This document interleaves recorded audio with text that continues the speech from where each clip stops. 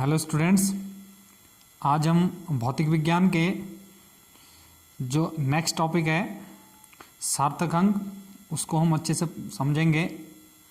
क्या होता है सार्थक अंक? सिग्निफिकेंट फिगर्स जिसको हम कहते हैं सार्थक अंक, बहुत महत्वपूर्ण टॉपिक।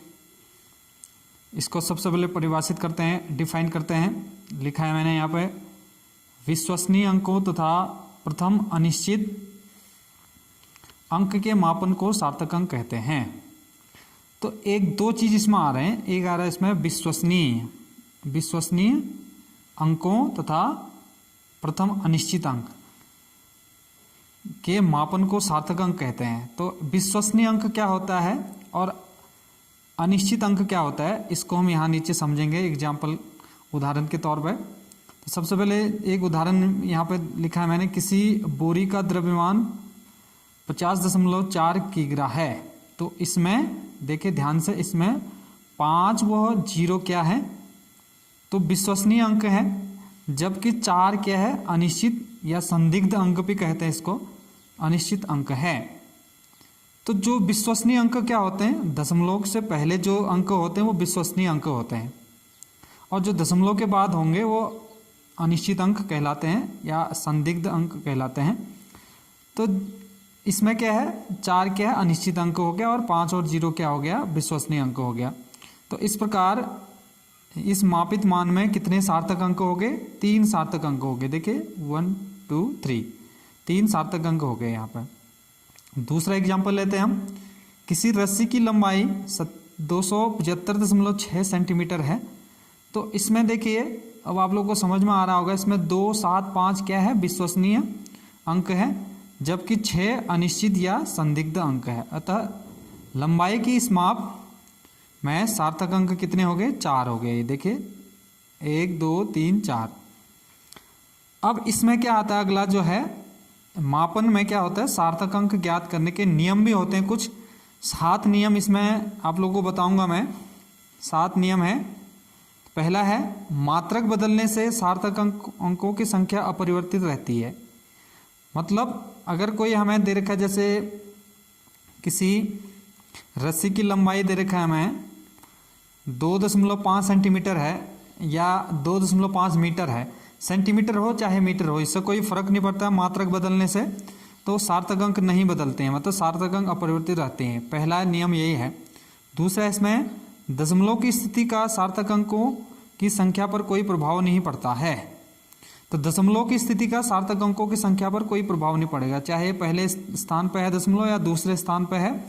जैसे एग्जाम्पल के लिए 6.2 सेंटीमीटर को मिलीमीटर में हम व्यक्त करें तो इसका जो माप होगा 62 मिलीमीटर लिखेंगे इसको हम। तो दोनों में ही कितने सार्थक अंक होंगे, 2 ही सार्थक अंक होंगे। इसमें भी 6.2 है तो 2 ही है, इसमें भी 2 ही सार्थक अंक होंगे। हम तीसरे नियम की बात करते हैं। किसी माप में लिखी गई 10 की घातें सार्थक अंक नहीं होते हैं। किसी माप में जो लिखे गए होंगे, जो 10 की घात में लिखे होंगे, जैसे उदाहरण के लिए नीचे लिखा है मैंने 6.2 सेंटीमीटर। अब देखो, मैंने इससे पहले कल जो वीडियो बनाया था उसमें मैंने सेंटीमीटर को मीटर में बदलने के लिए कितने से गुणा करने के लिए बोला था, 10 की घात 2 से गुणा करने के लिए बोला था। तो 6.2 सेंटीमीटर बराबर 6.2 गुणा 10 की घात 2 मीटर। तब देखिए इस माप में भी कितने सार्थक अंक होंगे, 2 ही, क्योंकि 10 की घातें तो सार्थक अंक नहीं होते हैं। तो 10 की घातें में चाहे कितने भी हो सार्थक अंक नहीं लेंगे, जिससे पहले जो अंक होंगे वही सार्थक अंक कहलाते हैं। तो 2 सार्थक अंक है। इसी का दूसरा एग्जाम्पल है 7.5 मिलीमीटर। अब मिलीमीटर को मीटर में बदलने के लिए कितने से गुणा किया मैंने, 10 की घात 3 मीटर से। 7.5 गुणा 10 की घात 3 मीटर। तब मापन में सार्थक अंक कितने होंगे, इसमें भी 2 ही सार्थक अंक है। अब देखिए चौथा नियम, किसी माप में 2 अशून्य अंकों के बीच शून्य सार्थक अंक है। अर्थात किसी माप में 2 अशून्य अंकों के बीच शून्य अंक क्या होता है, सार्थक अंक होता है। तो देखिए 3.02 उदाहरण के लिए गुणा 10 की घात 5। अब 10 की घात 5 तो इसमें सार्थक अंक में नहीं आता है।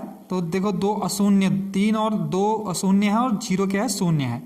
इनके बीच जो अंक हो गए सार्थक, अर्थात इसमें कितने सार्थक अंक होंगे, 3 सार्थक अंक है। 5वां है, किसी माप में दशमलव बिंदु है तो दाहिने के शून्य सार्थक अंक होते हैं। तो किसी माप में अगर दशमलव बिंदु लगा है तो दाहिने ओर के जो शून्य होंगे सार्थक अंक होते हैं। जैसे 4.120 है, इसमें जो 0 है वो दाहिना है, दाहिने ओर है, तो इसमें जो सार्थक अंक होंगे कितने, 1 2 3 4, 4 सार्थक अंक, लेकिन 10 की घात तो होता ही नहीं है। 10 की घात में हम सार्थक अंक में नहीं लिखते हैं, या सार्थक अंक नहीं माना जाता 10 की घात को, तो इसमें भी 4 सार्थक अंक है। उस प्रकार से छठा जो नियम है, किसी माप में दशमलव बिंदु से पहले अशून्य अंक होने पर, ध्यान देना, किसी माप में दशमलव बिंदु से पहले अशून्य अंक होने पर दशमलव तथा अशून्य अंक के बीच शून्य सार्थक अंक नहीं होते हैं। तो दशमलव बिंदु से पहले अशून्य मतलब उससे पहले शून्य नहीं होना चाहिए, अर्थात अशून्य अंक होने पर कह रहा है दशमलव तथा शून्य अंक के बीच शून्य सार्थक अंक नहीं होते। देखिए यहाँ पे जैसे एग्जांपल के लिए 0.062 मीटर है, तो देखिए दशमलव से पहले क्या है, शून्य है, जबकि अशून्य अंक होने पर कहा उसने शून्य नहीं होना चाहिए।